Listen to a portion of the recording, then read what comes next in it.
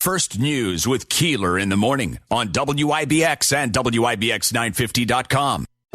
Have rheumatoid arthritis, where small things feel like big obstacles? Talk to your doctor about Xeljanz, tofacitinib, a prescription pill for adults with moderate to severe RA when tumor necrosis factor blockers did not work well or could not be tolerated. Xeljanz may help relieve joint pain, stiffness, swelling, and help stop further joint damage. See if Xeljanz can make small moments feel like big wins. Xeljanz can lower your ability to fight infections. Don't start if you have one. Before and during treatment, get tested for infections like TB and do blood work. Serious infections and blood clots, some fatal. Cancers including lymphoma, skin and lung, death, heart attack, stroke, tears in the stomach or intestines, and allergic reactions occurred. People 50 and older with heart disease risk factors have an increased risk of death. Tell your doctor if you've had hepatitis B or C, have flu-like symptoms, are prone to infections, had a heart attack, stroke, clot, other heart problems, or swelling of lips, tongue, throat, or hives. Visit Xeljanz.com or call 1-844-XELJANZ. All right, we've had around the holidays. Is there a good time? You know, it's you hear people say, it's such a sad summer's story. Summer's but you hear people say it's such a sad story. It's a shame it happened near the holidays. There's really no good time for bad things to happen when they happen. They're almost all unexpected and horrific for families and those involved. And we've had quite a few of those, including this really terrible accident that happened over the weekend on Broad Street. On the line right now is Lieutenant Mike Curley, UPD. Mike, good morning. Thanks for coming on. Tell us where, first of all, I know there was one fatal, another in critical condition. Is that person recovering at Wynn Hospital? Yeah, they were shipped to Syracuse, still in critical but stable condition. So certainly our hopes are that they make a full recovery. Oh, boy.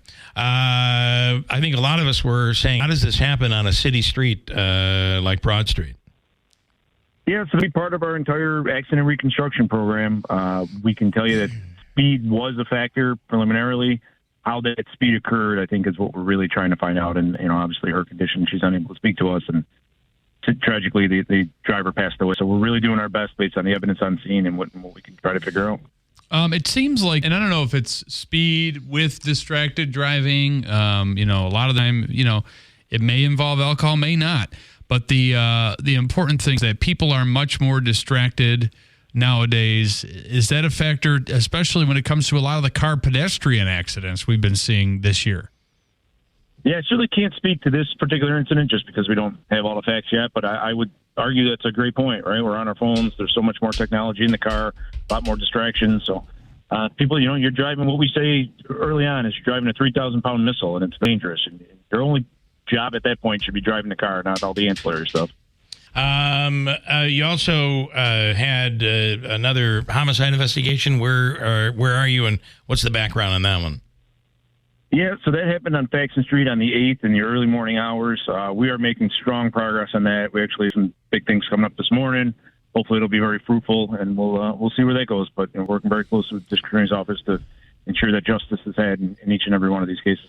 As you're looking back on the year, this has been a tragic year, and a year that we'll remember as the year that people under the age of 18 and even kids that are in junior high level, 13-year-old, 14-year-olds that are shooting up each other.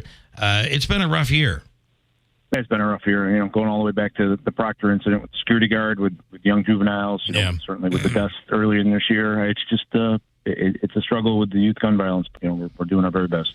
You know, and I think, you know, it's very difficult for you, as you've mentioned before, to get people to cooperate in these investigations. It seems from conversations we've had previously that you, the department, know kind of, well, but basically you know who was involved in these homicides, but putting the case together can sometimes be quite difficult. Yeah, it's an excellent point. It really is, and you wonder why sometimes they're slow rolling. It's because of that, because you have to gather all the evidence that you possibly can, because people are not cooperating anymore. There's, you know, for a variety of reasons, there's not a lot of onus on them to want to cooperate with the criminal justice system and, you know, with bail reform and things like that, and then just the street code, things like that. So it's it's a challenge, but we do our very best, and we never stop trying to solve these cases. And you talk about that street code. That brings up Crime Stoppers. It is the one tool that can be used where the person that is leaving the tip for police, it's 100% anonymous. It is, and it's been a huge tool in helping us solve a variety of crimes because of that anonymity, right? Like, you could just send in the message, no one's ever going to find out who you are, and and then it becomes our job to ensure that information is correct, but at least it's a starting point. And I know the last time we spoke... that's Mohawk Valley CrimeStoppers.com. Yes. And you just Google that, and it'll come up. Final question. I know the last time we spoke, it was thought that there could be the possibility, without risking any investigation, that all of these homicides were possibly connected or within a small group of people. Do you feel that maybe prosecution of these few may do a lot to curb the ongoing gun violence in the city?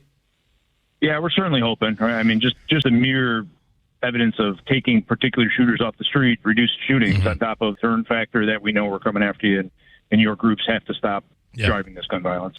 Lieutenant Mike Curley, as always, we appreciate the time. Thank you for what you do out there, and we'll talk again soon. Yeah, happy Thanksgiving, guys. All right, you too. Thanks. Happy Thanksgiving. You hope that there's a little bit of a reprieve in the activity out there that's just been incredibly dangerous and involving kids, people who should be worrying about their homework, not worrying about running from police. It's unbelievable.